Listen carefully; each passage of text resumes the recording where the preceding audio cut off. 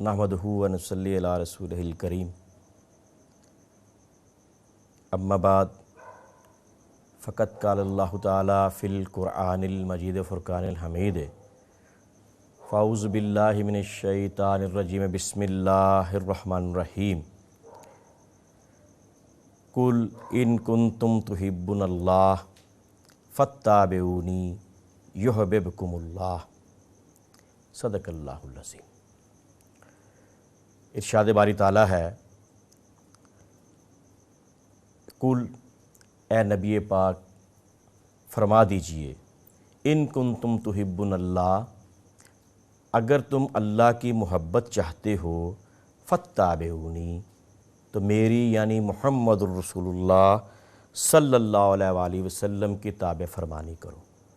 یحببکم اللہ، اللہ تم سے محبت کرنی شروع کر دے گا۔ یعنی اگر تم اللہ کے محب بننا چاہتے ہو تو رسول اللہ صلی اللہ علیہ وآلہ وسلم کی تابع فرمانی کرو، اللہ تمہیں اپنا محبوب بنا لے گا۔ محب اور محبوب میں فرق ہوتا ہے۔ محب اسے کہتے ہیں جو محبت کرنے والا ہوتا ہے، عاشق اسے کہتے ہیں جو عشق کرنے والا ہوتا ہے، اور محبوب اسے کہتے ہیں جس سے محبت کی جائے، معشوق اسے کہتے ہیں جس سے عشق کیا جائے۔ طالب طلب کرنے والا ہوتا ہے اور مطلوب جس سے وہ طلب کرتا ہے اس کو کہا جاتا ہے۔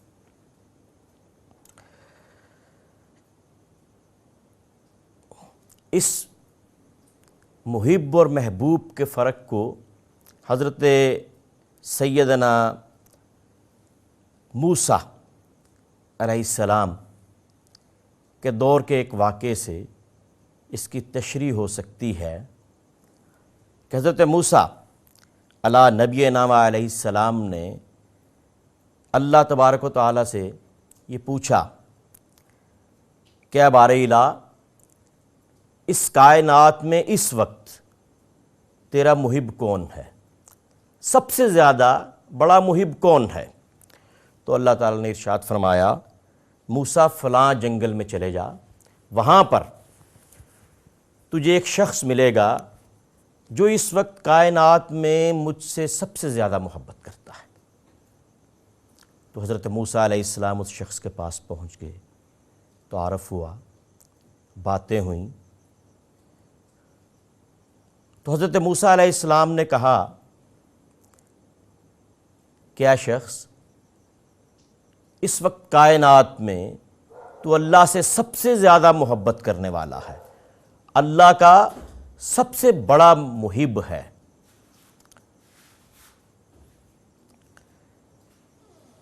تو میرے لیے کوئی کام بتا۔ اس شخص نے کہا، موسیٰ مجھے پیاس لگی ہے، مجھے پانی پلا دے۔ موسیٰ علیہ السلام نے آپ خورا، کٹورا پکڑا اور پکڑ کر وہ پانی لینے کے لیے چلے گئے۔ جب وہ پانی لے کر واپس آئے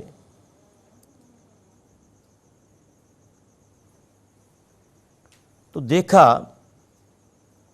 حیران ہو گئے یہ دیکھ کر کہ اس شخص کو ایک شیر نے چیر پھاڑ دیا ہوا تھا۔ موسیٰ علیہ السلام بڑے پریشان ہو گئے، کوہ طور پر تشریف لے گئے، عرض کیا، بار الہ، تو نے فرمایا تھا یہ تیرا محب ہے، تجھ سے محبت کرنے والا ہے، تجھ سے پیار کرنے والا ہے، تو نے اس کا کیا حشر کروا دیا یا کیا حشر کر دیا؟ اللہ تبارک و تعالیٰ نے ارشاد فرمایا، موسیٰ یہ میرا محب تھا، یہ مجھے چاہتا تھا، یہ میرے ساتھ محبت کرتا تھا، یہ میرے ساتھ عشق کرتا تھا، اس کو میرے علاوہ کسی کی طلب نہیں تھی۔ مجھے قسم ہے اپنے رب ہونے کی، اگر یہ مجھ سے سوال کرتا کہ اسے ٹھنڈے پانی کی ضرورت ہے تو قسم ہے مجھے اپنے ربوبیت کی، میں اس کی ایڑی سے ٹھنڈے پانی کا چشمہ جاری کر دیتا۔ اس نے تجھے کیوں کہا؟ جب اس نے تجھے پانی کے لیے پکارا، پانی کا سوال کیا، تو میرے اور اس کے درمیان تو آ گیا، میری اور اس کی محبت کے درمیان تیری طلب آ گئی، تو مجھے یہ برداشت نہیں۔ اسی لیے ارشاد ہوا کہ جب صحابہ نے کہا کہ ہم اللہ کی محبت چاہتے ہیں، اللہ کا محب بننا چاہتے ہیں، اللہ کا عاشق بننا چاہتے ہیں، تو اللہ تعالیٰ نے ارشاد فرما دیا کہ اے نبی پاک صلی اللہ علیہ وآلہ وسلم ان کو فرما دیجئے کہ اگر تم اللہ سے محبت کرنا چاہتے ہو تو میری یعنی رسول کریم صلی اللہ علیہ وآلہ وسلم کی پیروی کرو، اللہ خود بخود ان سے محبت کرنی شروع کر دے گا، اللہ خود بخود ان کا محب بن جائے گا اور یہ اللہ کے محبوب بن جائیں گے۔ یہ فرق ہے محب اور محبوب میں۔ اللہ کا محبوب بننا کوئی مشکل کام نہیں ہے، ہر شخص اللہ کا محبوب بن سکتا ہے، شرط صرف اتنی ہے کہ وہ رسول کریم صلی اللہ علیہ وآلہ وسلم کی پیروی کرے۔ قرآن میں 3 الفاظ استعمال ہوئے ہیں: اتباع، اسوہ اور اطاعت۔ قرآن میں آپ مختلف جگہوں پہ دیکھیں گے کہ آتی اللہ و آتی الرسول و اولی الامر منکم، اطاعت کرو اللہ کی، اطاعت کرو اللہ کے رسول کی، اور اطاعت کرو ان کی جو تم میں صاحب امر ہیں۔ اب چاہے وہ ظاہری زندگی میں حکمران صاحب امر ہوں یا باطنی زندگی میں صاحب امر ہوں، ان کی اطاعت واجب ہے، لیکن ان کی اطاعت جو ہے وہ اسی وقت واجب ہے جب وہ اللہ اور اللہ کے رسول کی اطاعت میں ہوں۔ اگر وہ اللہ اور اللہ کے رسول کی اطاعت میں نہیں تو ان کی اطاعت واجب نہیں ہے، اس لیے کہ ان کے ساتھ اطاعت کا لفظ نہیں، آتی اللہ، اطاعت اللہ کی، آتی الرسول اور اطاعت رسول صلی اللہ علیہ وآلہ وسلم کی، اور پھر وَأُولِي الْأَمْرِ مِنْكُمْ۔ سورہ نساء 59ویں آیا جو میں نے پہلی آیا پڑھی، قُلْ إِن كُنتُمْ تُحِبُّونَ اللَّهَ فَاتَّبِعُونِي يُحْبِبْكُمُ اللَّهُ، سورہ آل عمران کی 31ویں آیت۔ حضرت ابوبکر صدیق رضی اللہ تعالیٰ عنہ نے جب خلافت سنبھالنے کے بعد خطبہ عطا فرمایا تو یہ کہا کہ اگر میں اللہ اور اللہ کے رسول کی اطاعت میں ہوں تو میری اطاعت کرنا، اور اگر میں اس اطاعت سے نکل جاؤں تو مجھے سیدھا کر دینا۔ مولا کائنات، امیر المومنین، خلیفۃ المسلمین، امام المشارق والمغارب، مطلوب کل طالب، اسد اللہ الغالب، علی ابن ابی طالب کرم اللہ علی وجہ الکریم نے حضور پاک صلی اللہ علیہ وآلہ وسلم کی ایک حدیث مبارکہ کو نہج البلاغہ میں رقم کیا: لا طاعت لمخلوق فی معصیت الخالق۔ مخلوق کی اطاعت اس وقت واجب نہیں ہوتی جب اس میں خالق کی معصیت ہو جائے، یعنی اللہ تعالیٰ کی معصیت، اللہ تعالیٰ کی نافرمانی اگر آ جائے تو پھر مخلوق کی اطاعت واجب نہیں۔ اور یہی وجہ تھی کہ امام حسین علیہ السلام نے یزید کی اطاعت سے انکار کر دیا،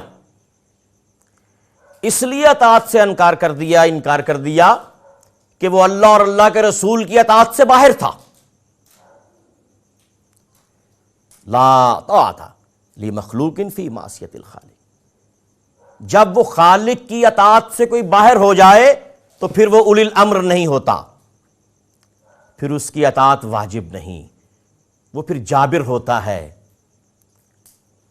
وہ مسلمانوں کا امیر نہیں ہوتا، وہ ایک جابر حکمران ہوتا ہے اور اس کی اطاعت واجب نہیں، کیونکہ اس کی اطاعت اسی وقت واجب ہے جب آتی اللہ و آتی الرسول، اللہ اور اللہ کے رسول کی اطاعت میں ہو، کیونکہ اللہ کے رسول کی اطاعت ہی بھی در حقیقت اللہ ہی کی اطاعت ہے۔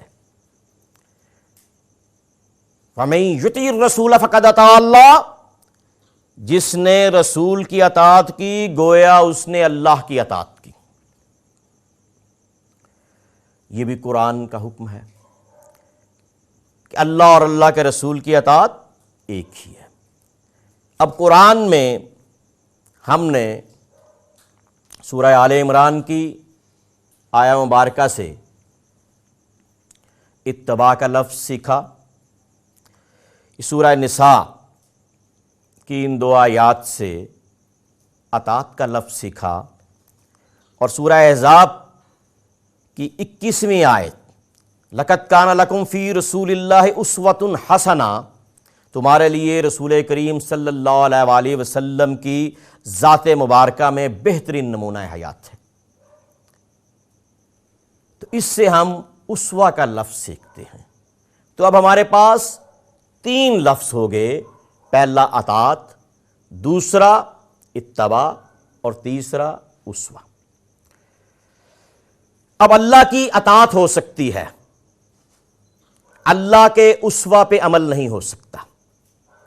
اسوہ کہتے ہیں اس اونٹنی کے بچے کو کہ جو اونٹنی کے پیچھے پیچھے پھرتا ہے، اس کے پاؤں پر پاؤں رکھ کے چلتا ہے، وہ بیٹھتی ہے تو یہ بیٹھ جاتا ہے، وہ کھڑی ہوتی ہے تو یہ کھڑا ہو جاتا ہے، وہ پانی پیتی ہے تو یہ پانی پیتا ہے، وہ چارہ چرتی ہے تو یہ چارہ چرتا ہے، وہ سوتی ہے تو یہ سو جاتا ہے، وہ اٹھتی ہے تو یہ اٹھ جاتا ہے۔ اونٹنی کے بچے کی اس حرکت کو عربی میں اسوہ کہتے ہیں، اور رسول کریم صلی اللہ علیہ وآلہ وسلم کا اسوہ ہمارے سامنے ہے کہ آپ کس طرح استراحت فرماتے، کس طرح نماز ادا فرماتے، کس طرح چلتے، کس طرح پھرتے، کس طرح تشریف رکھتے، کس طرح بات چیت کرتے، کس طرح تبلیغ کرتے، کس طرح جنگ کرتے، کس طرح گفتگو فرماتے، ہر چیز ہمارے سامنے ہے، ہم اس پر عمل کر سکتے ہیں، کوشش کریں تو وہ ہمارے لیے مشعل راہ ہے، لیکن اللہ کے اسوہ پر عمل نہیں ہو سکتا۔ نہ وہ کھاتا ہے، نہ وہ پیتا ہے، نہ وہ سوتا ہے، نہ وہ نظر آتا ہے، اس کے اسوہ پر عمل نہیں ہو سکتا۔ اب اطاعت، اسوہ اور اتباع، اگر ان 3 الفاظ کو میں یکجا کر دوں آپ کے لیے کہ اللہ کی اطاعت تو ہو سکتی ہے لیکن اللہ کے اسوہ پر عمل نہیں ہو سکتا، حضور کے اسوہ پر عمل کرنا ضروری ہے، کیونکہ اللہ نے فرما دیا لَقَدْ كَانَ لَكُمْ فِي رَسُولِ اللَّهِ أُسْوَةٌ حَسَنَةٌ، اور حضور اکرم صلی اللہ علیہ وآلہ وسلم نے خود فرمایا صلوا کما رأیتمونی اصلی، تم اس طرح نماز پڑھو جس طرح میں پڑھتا ہوں، میں 1 رکعت میں 2 سجدے کرتا ہوں، تم 2 سجدے کرو، میں 1 رکوع کرتا ہوں، تم 1 رکوع کرو، میں تلاوت اونچی آواز میں جس نماز میں کروں اس میں اونچی آواز میں کرو، جس میں خفی آواز میں کروں اس میں خفی آواز میں کرو، جس میں 2 رکعتیں پڑھوں 2 رکعتیں پڑھو، جس میں 3 رکعتیں پڑھوں 3 رکعتیں پڑھو، جس میں 4 رکعتیں پڑھوں 4 رکعتیں پڑھو۔ صحابہ کہتے ہیں کہ جب آپ نماز پڑھتے تو ہم آپ کے چہرہ اقدس کو دیکھتے رہتے، اور جب آپ کی ریش مبارک ہل رہی ہوتی تو ہم سمجھتے کہ آپ تلاوت فرما رہے ہیں، بلکہ جب آپ آخری ایام میں ظاہری زندگی کے جب آپ تھوڑا علیل ہو گئے تو ایک نماز میں آپ تشریف نہیں لائے، اور جب نماز شروع ہو گئی تو آپ نے اپنے حجرہ اقدس کا پردہ پیچھے کیا، تو صحابہ نے اپنے چہرے حضور کی طرف کر لیے۔ نماز میں بھی یہی ہوتا تھا کہ صحابہ دیکھتے تھے کہ آپ کیسے نماز پڑھتے ہیں، آپ کیسے روزہ رکھتے ہیں، اور اس پر عمل کرتے تھے۔ تو یہ اسوہ ہے۔ جب اللہ اور اللہ کے رسول کی اطاعت اس طرح کی جائے کہ حضور کے اسوہ پر مکمل عمل ہو، تو پھر ہم اس کو اچھا اسوہ کہیں گے، اسوہ حسنہ یا اسوہ حسن، اچھا اسوہ۔ اور اگر اس پہ عمل نہیں تو پھر یہ اچھا اسوہ نہیں ہے۔ حضور اکرم صلی اللہ علیہ وآلہ وسلم نے جیسے نماز پڑھی، ہم ویسے ہی نماز پڑھتے ہیں۔ آپ نے 2 سجدے کیے ایک رکعت میں، ہم ایک رکعت میں 2 ہی سجدے کرتے ہیں۔ آپ نے 1 دفعہ رکوع کیا، ہم 1 ہی رکوع کرتے ہیں۔ آپ نے فجر کے 2 فرائض پڑھے، ہم 2 ہی پڑھتے ہیں۔ ظہر، عصر اور عشاء کے 4 پڑھتے ہیں، مغرب کے 3 پڑھتے ہیں۔ اگر کوئی یہ کہے کہ مجھے اللہ سے بڑی محبت ہے، اس کا بڑا فرما بردار ہوں، میں 1 رکعت میں 4 سجدے کروں گا، تو کیا اس کی نماز ہو جائے گی؟ اس کی نماز نہیں ہوگی، اس لیے کہ وہ اسوہ رسول سے باہر نکل گیا ہے۔ سجدوں کی بات نہیں ہے، تعداد کی بات نہیں ہے، بات اسوہ رسول پہ عمل کرنے کی ہے۔ اور اگر یہ عمل جیسے بھی آئے کر لیں، دل کرے یا نہ کرے، نیند آ رہی ہے کر لیں، تو یہ اسوہ ہے۔ اور اگر یہ عمل خوش دلی سے کریں، پیار محبت سے کریں، خشوع و خضوع سے کریں، تو پھر یہ اتباع ہے۔ اب اطاعت کیا ہے کہ اللہ اور اللہ کے رسول نے نماز کا حکم دیا، آپ نماز کے لیے چل دیے، آپ نے اس حکم کی اطاعت کی، اسوہ رسول کے مطابق نماز ادا کی، آپ اسوہ پر چل پڑے، اور اس اسوہ کو اچھے طریقے سے ادا کیا، خشوع و خضوع سے ادا کیا، تو آپ اتباع میں آ گئے۔ اور جو اتباع میں آ جاتے ہیں، قُلْ إِن كُنتُمْ تُحِبُّونَ اللَّهَ فَاتَّبِعُونِی، جو اتباع کرتے ہیں حضور کی، یُحْبِبْکُمُ اللَّهُ، وہ اللہ کے محبوب بن جاتے ہیں، وہ اللہ کے محبوب بن جاتے ہیں۔ اور اللہ کے محبوب جو بن جاتے ہیں، وہ پھر اللہ کے نزدیک ہو جاتے ہیں، اللہ ان کے نزدیک ہو جاتا ہے، اور وہ اللہ کی عبادت بڑی خشوع و خضوع کے ساتھ اس طرح کرتے ہیں کہ گویا وہ اس کو دیکھ رہے ہیں یا وہ ان کو دیکھ رہا ہے۔ ان تعبد اللہ کأنک تراہ فإن لم تکن تراہ فإنہ یراک۔ اللہ کی عبادت اس طرح کرو کہ گویا تم اس کو دیکھ رہے ہو، تم اس کو نہیں دیکھتے، وہ تو تمہیں دیکھ رہا ہے۔ تو سب ہی محبوب بن سکتے ہیں، لیکن شرط اتباع کی ہے۔ اب چھوٹی سی ایک مثال دے کے آپ کو سمجھانا چاہتا ہوں کہ جو بھی محسن ہے، جو بھی احسان کرنے والا ہے، جو بھی نیکی کرنے والا ہے، اللہ تعالیٰ اس کو اپنا محبوب کہتا ہے، اور اللہ کی رحمت جو ہے وہ محسنین کے قریب ہے۔ لیکن سارے محبوب ایک لیول کے نہیں ہوتے۔ میں یہ مانتا ہوں کہ تمام انبیاء اللہ کے محبوب ہیں، تمام رسول اللہ کے محبوب ہیں، تمام صحابہ اللہ کے محبوب ہیں، لیکن تمام محبوب ایک طرح کے نہیں ہوتے۔ حضور اکرم صلی اللہ علیہ وآلہ وسلم نے غزوہ کے لیے سامان منگوایا، ابوبکر صدیق پورا سامان لے آئے، عمر فاروق آدھا سامان لے آئے۔ یہ حضور کے دو یار بھی اس لحاظ سے برابر نہیں، تو پھر سارے کیسے برابر ہو سکتے ہیں؟ سارے بھی محبوب برابر نہیں ہوتے، بلکہ ہر ایک صحابہ میں، ائمہ میں، صالحین میں، شہداء میں، سب محبوب جو ہیں ان کے درجے ہیں، یہ سب محبوب ہیں۔ آج بھی جو اتباع کرتا ہے وہ اللہ کا محبوب ہے، لیکن چند محبوب ایسے ہیں کہ جو ڈیزگنیٹڈ محبوب ہیں، جو محبوب خدا صلی اللہ علیہ وسلم کی اتباع کرنے سے محبوب بنے ہیں۔ اس وقت تک کوئی محبوب نہیں بن سکتا جب تک محبوب خدا، رسول خدا محمد مصطفیٰ احمد مجتبی حبیب کبریا صلی اللہ علیہ وآلہ وسلم کی اتباع نہ کرتا ہو، اور آپ کے صدقے میں محبوب بنتے ہیں۔ اب سارے ایک کوالیفیکیشن کے ہوتے ہیں، لیکن ڈیزگنیٹڈ لوگ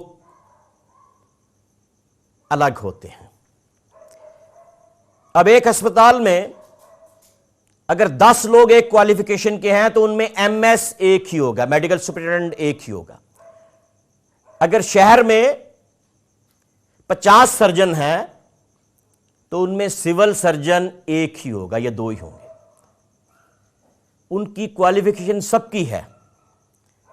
اگر سارے لوگ سی ایس ایس کر جاتے ہیں، سارے بی اے ہیں، سارے گریجویٹ ہیں، لیکن ان میں ڈی سی ایک ہی ہوگا، تو کوالیفیکیشن برابر ہونے سے ڈیزگنیشن برابر نہیں ہوتی۔ محبوب سب ہیں، لیکن صالحین میں سے 3 ڈیزگنیٹڈ محبوب ہیں۔ میں صحابہ کی بات نہیں کر رہا، میں تابعین کی بات نہیں کر رہا، میں تبع تابعین کی بات نہیں کر رہا، میں صالحین کی بات کر رہا ہوں کہ ان میں 3 محبوب ڈیزگنیٹڈ ہیں۔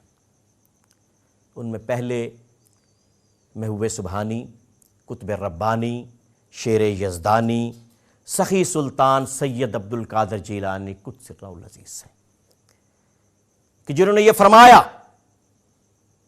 قدامی ھذا علی رکبۃ کل ولی، میرا قدم تمام ولیوں کی گردن پر ہے، اور اس وقت تک کوئی ولی اللہ نہیں ہو سکتا جب تک اس کی گردن پر غوث الثقلین کا قدم نہ ہو۔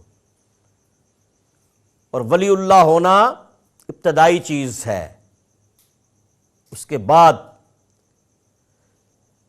کتب، ابدال، غوث، محبوب، کلندر، اوتار، یہ اس کے بعد کی باتیں ہیں۔ دوسرے ڈیزگنیٹڈ محبوب، محبوب الہی، والی ہند، جو چشتی خاندان سے ہیں۔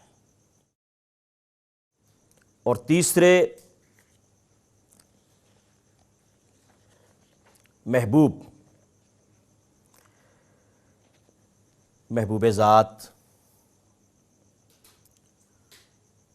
حضرت سید احمد حسین قدس سرہ العزیز سے۔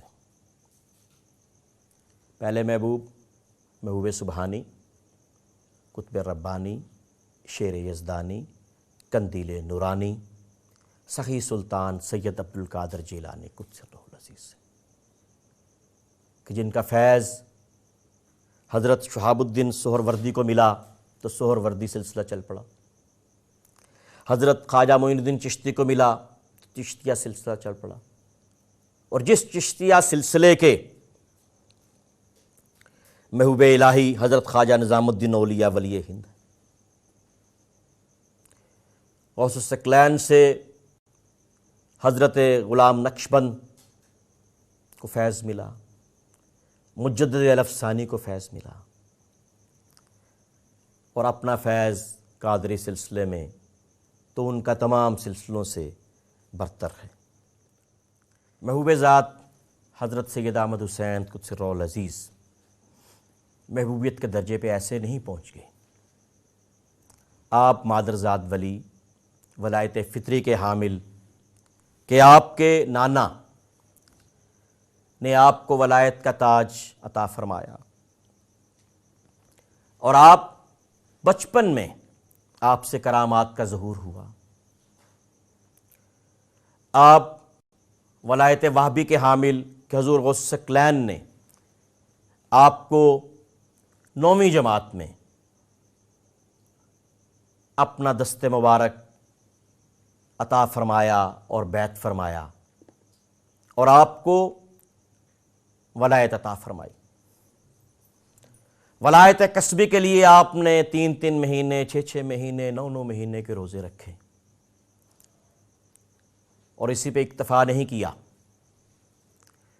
آنکھوں میں مرچیں ڈال کر ساری رات اللہ کی عبادت کرتے رہے، کنویں میں لٹک کر اپنے سر کے بالوں کو باندھ کر ساری رات اللہ کا ذکر کرتے رہے، دریاؤں میں ساری رات اپنے پاؤں ڈبو کر اللہ کا ذکر کرتے رہے، اور پھر اللہ نے آپ کو ولایت ابراہیمی سے بھی نوازا،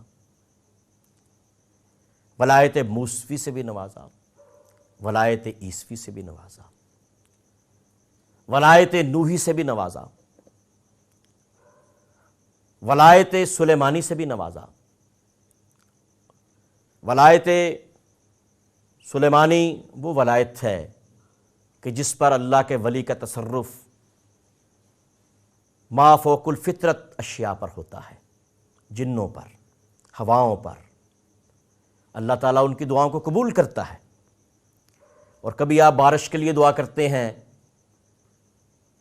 کبھی آپ سیلاب کے پانی کو واپس بھیجنے کے لیے دعا کرتے ہیں، کبھی دلوں کو زندہ کرنے کی دعا کرتے ہیں، کبھی آنکھوں کو چشم بینا کرتے ہیں، کبھی لوگوں کے لیے اولاد نرینہ کی دعا کرتے ہیں۔